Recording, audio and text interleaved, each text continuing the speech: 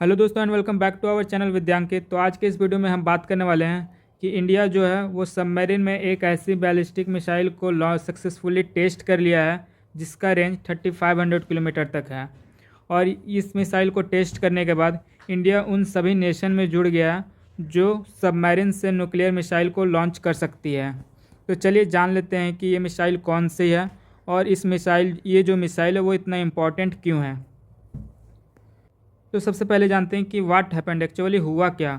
तो दोस्तों इंडिया जो वो एक K4 मिसाइल का टेस्ट किया गया है जो कि सबमरीन लॉन्च बैलिस्टिक मिसाइल है from a nuclear submarine in bay of Bengal.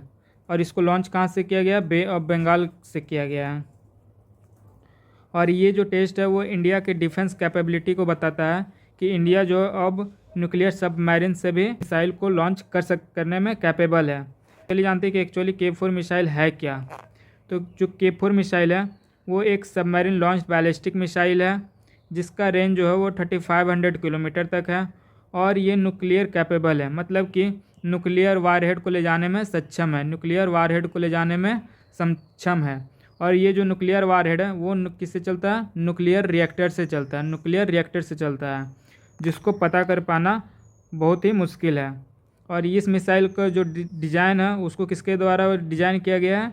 DRDO के द्वारा डिज़ाइन किया गया है, और जिसके कारण इंडिया के इंडिजिनस डिफेंस प्रोग्राम, जो किसके हिस्सा है? इंडिया के इंडिजिनस डिफेंस प्रोग्राम का हिस्सा है।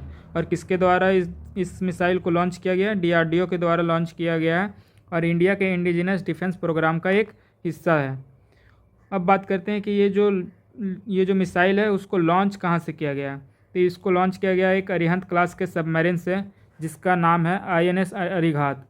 और INS अरिघात अपने आप में एक इम्पॉर्टेंट है। क्यों? क्योंकि ये खुद एक न्यूक्लियर सबमरीन है, मतलब कि ये खुद न्यूक्लियर वारहेड को ले जाने में सक्षम है, जो किससे चलती है? न्यूक्लियर रिएक्टर से चलती है, और इसको पता कर पाना बहुत ही मुश्किल है।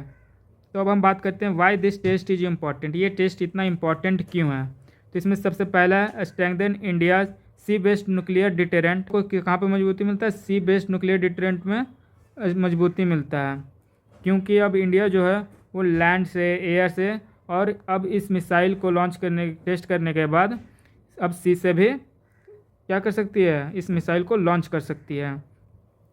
दूसरा, सेकेंड स्ट्राइक कैपेबिलिटी, मतलब कि इंडिया के ऊपर अगर कोई भी कंट्री इंडिया के ऊपर अटैक करती है और इंडिया के सबमरीन उसको डिटेक्ट कर लेती है, तभी उसके रिटेलिएशन में इस मिसाइल को चलाया जाएगा। तीसरा, places India among a small group of nation that can launch nuclear missile from submarine, मतलब कि इंडिया जो है अब उन सभी नेशन में जुड़ गया है जो कि सबमरीन के द्वारा न्यूक्लियर मिसाइल को लॉन्च कर सकती है। तो इसमें पहले कौन कौन थे? US, रसिया, चाइना, UK, फ्रांस, और अब इसमें इंडिया भी जुड़ गया है। Next, enhance strategic balance in Indian ocean, मतलब कि इंडियन ओशियन के क्षेत्र में इंडिया को एक स्ट्रेटजिक बैलेंस करेगी, मतलब स्ट्रेटजिक बूस्ट देगी। कहाँ पर बूस्ट देगी? इंडिया के ओशियन रीजन में। तो थोड़ा सा हम इस K4 मिसाइल के बैकग्राउंड को जानते हैं। तो ये जो K4 मिसाइल है वो के शब्द APJ अब्दुल कलाम को ट्रिब्यूट देने के लिए है के वर्ड का यूज किया गया है। तो आपको पता ही होगा भारत में एक बार intercontinental missile development programme हुआ था, जिसमें जो है इंडिया 5 इम्पॉर्टेंट मिसाइल का निर्माण किया था, जिसमें कौन कौन था?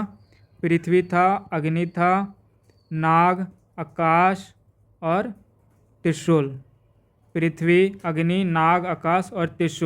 तो ये जो K4 मिसाइल है वो इस अग्नि मिसाइल का ही एक हिस्सा है। किसका हिस्सा है? अग्नि मिसाइल का एक हिस्सा है।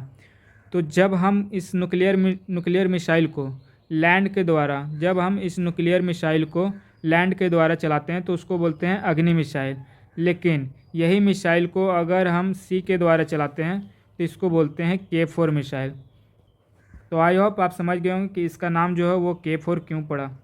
थोड़ा सा सबमरीन के बारे में जान लेते हैं। तो दोस्तों सबमरीन जो है वो समुद्र में बहुत ही लंबे पीरियड तक रह सकता है बिना भी किसी दिक्कत का। और ये जो सबमरीन है वो कैसा रहता है? हिडन रहता है, मतलब कि इसको पता नहीं कर सकते हैं, इसको ना ही डिटेक्ट किया जा सकता है किसी भी मशीन के द्वारा। और जब भी कोई कन्फ्लिक्ट हो उसमें उसके लिए सर्वाइवल मतलब उससे बचा सकता है। तो चलिए अब हम बात कर लेते हैं कि हाउ इट एक्चुअली वर्क्स, तो कैसे ये वर्क करता है।